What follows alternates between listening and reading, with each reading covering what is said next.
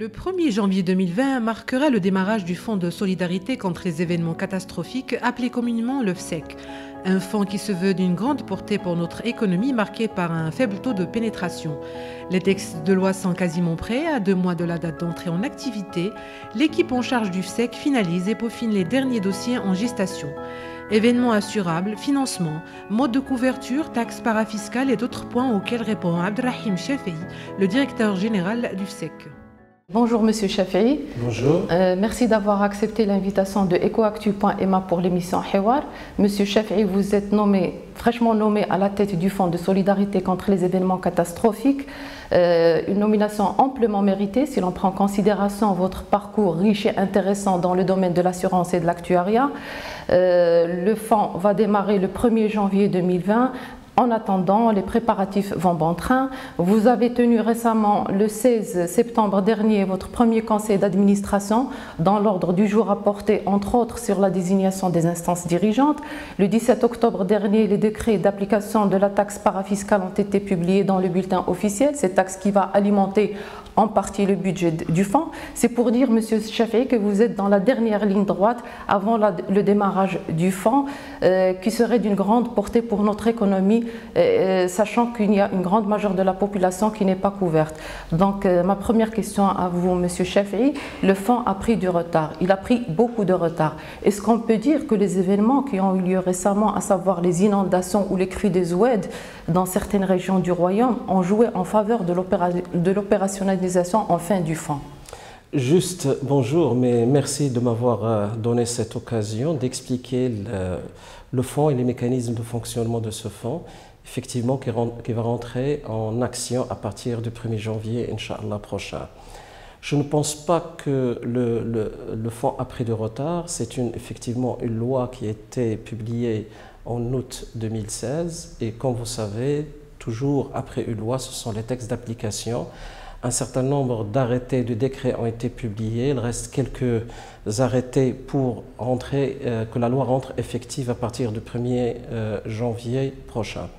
Il est évident qu'on aurait aimé que cette couverture soit le plus tôt possible parce qu'il n'y a pas que ces événements qui se sont déroulés le dernier trimestre, mais on a eu pas mal d'événements catastrophiques malheureusement qu'a connu notre pays et qui ont fait un certain nombre de victimes, que ce soit des dégâts matériels ou des dégâts humains.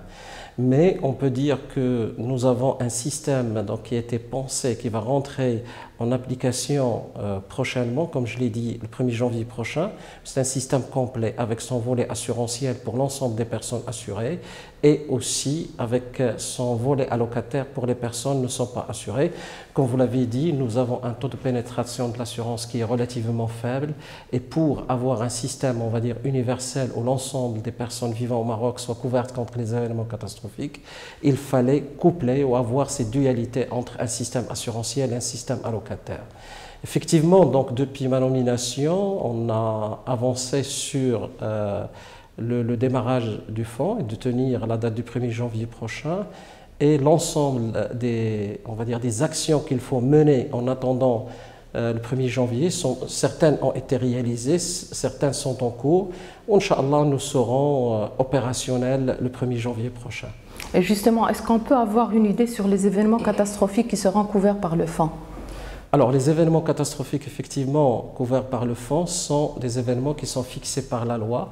2 familles d'événements, les événements naturels et puis les événements qui sont les conséquences de la violence de l'homme. Les événements naturels, dans la loi, dans le décret d'application, c'est le tremblement de terre, le tsunami, les inondations et les crues. Ces 4 événements seront couverts à partir du 1er janvier prochain. Pour les événements qui sont la conséquence de la violence de l'homme, c'est le terrorisme et les émeutes et les mouvements populaires.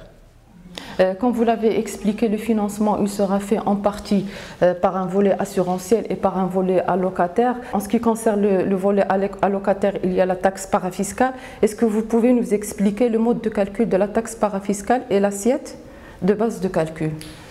Parfaitement. Donc, principalement, on va voir que normalement, ce système allocataire, c'est un système qui est fait pour les personnes qui sont vulnérables, les plus démunies, et généralement que sont les personnes ne disposant d'aucune assurance. Donc il fallait trouver un financement et le financement a été, donc c'est la population des gens qui disposent d'un contrat d'assurance qui vont payer une taxe parafiscale dont le montant a été fixé à 1% de la prime d'assurance. Les contrats qui sont concernés, c'est l'ensemble des contrats d'assurance à l'exception des contrats d'assurance vie et l'accident du travail. Je donne un exemple, à chaque fois c'est pour un petit peu mieux expliquer cette taxe de 1%. Généralement pour les particuliers, les assurances particulières, on trouve principalement l'automobile. L'automobile, si on prend une prime moyenne d'automobile qui est de 3000 dirhams, 1% de 3000 dirhams, ça fait 30 dirhams par an. Je pense que qui est payé pour les gens qui disposent d'une voiture. Donc on ne leur demande pas peut-être ces 30 dirhams aux personnes démunies. Donc c'est une participation à la solidarité nationale et pour qu'il y ait une meilleure résilience face aux catastrophes. Il est évident que l'État aussi, il a mis la main à la poche, donc il y a une dotation qui est prévue par la loi et il y a un premier montant qui est prévu dans la loi de finances de 2020. Est-ce que le mode de financement tel qu'il se présente aujourd'hui, est-ce que vous êtes convaincu, est-ce qu'il est suffisant pour faire face à des événements qui risqueraient d'être de très grandes ampleurs? Alors effectivement, donc si on prend le montant du financement au niveau du Fonds de solidarité, le FSEC, il a été calculé en fonction des événements qui pouvaient survenir au Maroc. Donc le calcul a été fait d'une manière scientifique et si les catastrophes qui se réaliseraient dans le futur sont les catastrophes qui ont été modélisées, qui ont abouti à ce calcul, l'équilibre, elle est là. Mais nous ne pouvons rien garantir. On sait très bien que l'intensité au niveau des catastrophes augmente avec le temps, mais nous aurons une certitude, au moins dans les premières années, d'avoir suffisamment, on va dire, de financement pour couvrir les catastrophes qui peuvent venir. Si jamais il y a, le deuxième volet, si jamais il y a une catastrophe qui a une amplitude extrêmement importante, nous sommes en train de travailler d'achat de couverture. Ces achats de couverture sur le marché international et qui pourraient nous aider à disposer de suffisamment de fonds pour pouvoir régler des sinistres d'une intensité extrêmement importante. Comme déjà expliqué, le mode de financement se compose en deux parties, le volet allocataire et le volet assurantiel. Comment peut-on envisager l'intervention de l'État pour parer aux insuffisances des compagnies d'assurance et ce dans un contexte de la protection du secteur des assurances? Alors, pour la partie assurantielle, l'intervention de l'État a été définie dans le cadre de la loi. Et une convention a été signée entre l'État, le FSEC et le secteur des assurances qui était représenté par la CAT et la SCR et qui définit le rôle de l'État pour maintenir un équilibre du régime assurantiel. Un régime assurantiel, à quel moment il pourrait souffrir? Quels sont les éléments qui peuvent le mettre en difficulté? La première des choses, c'est effectivement si le marché de la réassurance devient très difficile d'accès et les conditions peuvent être importantes. Le deuxième point, si jamais un réassureur fait faillite, il ne pourra pas tenir ses engagements lorsque il y a un événement, il ne paye pas ses engagements. C'est dans ce cadre-là que la convention a été imaginée, a été signée. Donc l'État est garante pour le risque d'insuffisance du marché de la réassurance qui peut se substituer au marché de la réassurance et devenir le réassureur du dernier niveau, donc en dernier lieu un réassureur, ou si jamais il y a un réassureur qui fait défaut, qui ne peut pas payer ses engagements, il a été liquidé ou quelque chose comme ça, l'État le remplace de telle manière à maintenir l'équilibre au niveau du régime assurantiel. Là, je vais me placer de l'autre côté de la barrière, c'est-à-dire du côté de l'État. Est-ce que des critères et des seuils ont été fixés et déterminés en fait, pour se prémunir contre les excès et les abus des compagnies d'assurance et le recours excessif aux fonds? C'est-à-dire qu'effectivement, si on regarde dans la Convention, il y a eu un certain nombre de critères. Donc un nombre de critères dont le choix au niveau des réassureurs qui seraient choisis, donc ça c'est important, et aussi un niveau de dispersion, donc il faut qu'il y ait des règles de dispersion, qu'il n'y ait pas de concentration au niveau de l'engagement dans un nombre réduit de réassureurs, mais il faut ouvrir ça. Donc ces éléments-là au niveau de la notation des réassureurs et au niveau de la dispersion ont été incluses au niveau de la Convention et qui permet que l'État se prémunisse le maximum possible sur un éventuel appel à sa contribution. Est-ce que le fonds est habilité à la conclusion de contrats à l'échelle nationale et internationale pour se prémunir contre les risques? Et dans la même lignée, est-ce que le fonds peut faire des placements? Alors, je commencerai par la première question qui est plus simple. Effectivement, le fonds va recevoir de l'argent qui sera de deux sources, comme on a dit, donc la dotation de l'État plus la part de la taxe parafiscale.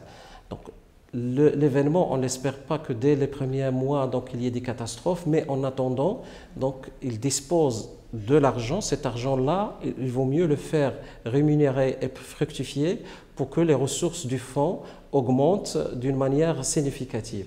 Et donc, dans le règlement, dans le fonds, il serait amené à placer cet argent, cet excédent, en attendant qu'il en a besoin. Et donc, nous aurons à faire des placements financiers. Pour la partie effectivement d'achat de couverture, c'est quelque chose qui est prévu, donc qui a été même acté par le dernier conseil d'administration. Je donne un événement d'une grande ampleur qui peut atteindre 3 voire 4 milliards de dirhams. Le fonds aura une ressource de 200 millions de dirhams au niveau de la taxe parafiscale.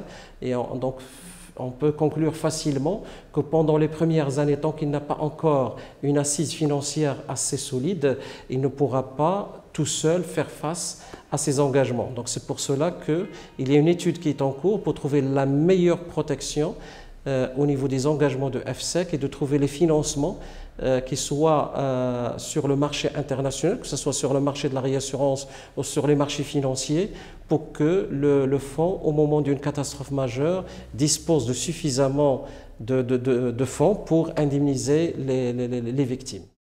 Une dernière question, M. Chafi'i, plus de la réparation, nous attendons également du SEC de l'anticipation. Et dans ce cadre, je vous pose la question, est-ce qu'il n'est pas envisageable de conclure des partenariats avec des acteurs qui font de la protection contre les événements catastrophiques, tels que les agences de bassins hydrauliques? C'est effectivement, donc on a commencé ces discussions, mais ça rentre on va dire dans le périmètre du ministère de l'Intérieur avec la nouvelle direction au niveau des risques, effectivement, qui a tous ces travaux-là. Et on a tenu plusieurs réunions, la dernière c'était avant-hier, et on est en train de voir effectivement comment coordonner pour une meilleure évaluation et une meilleure gestion au niveau des risques catastrophiques. Vous l'avez dit, pour la partie inondation, on a les gestionnaires des bassins, donc hydrauliques, ça c'est important. Mais au-delà de ça, donc nous sommes en contact aussi par l'Institut national de géophysique qui travaille sur les tremblements de terre. On travaille avec des universités, par exemple, je suis à Rabat, donc j'ai commencé à travailler avec l'université Mohamed V, le département de géologie, donc qui travaille sur les problématiques du tremblement de terre. On est avec d'autres acteurs donc pour un peu utiliser leur savoir-faire et leur expérience.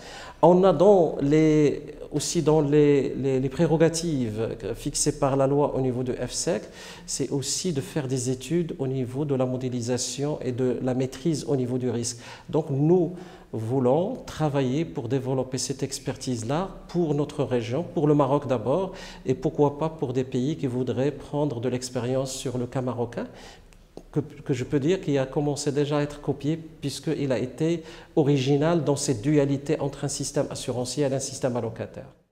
Merci beaucoup, M. Chafi'i, pour toutes ces réponses et toutes ces précisions. Je rappelle, M. Chafi'i, vous êtes directeur du Fonds de solidarité contre les événements catastrophiques. Merci. Merci à vous. Pour suivre toute l'actualité d'EcoActu.ma, inscrivez-vous sur notre chaîne YouTube et rejoignez notre communauté sur Facebook et sur les autres réseaux sociaux.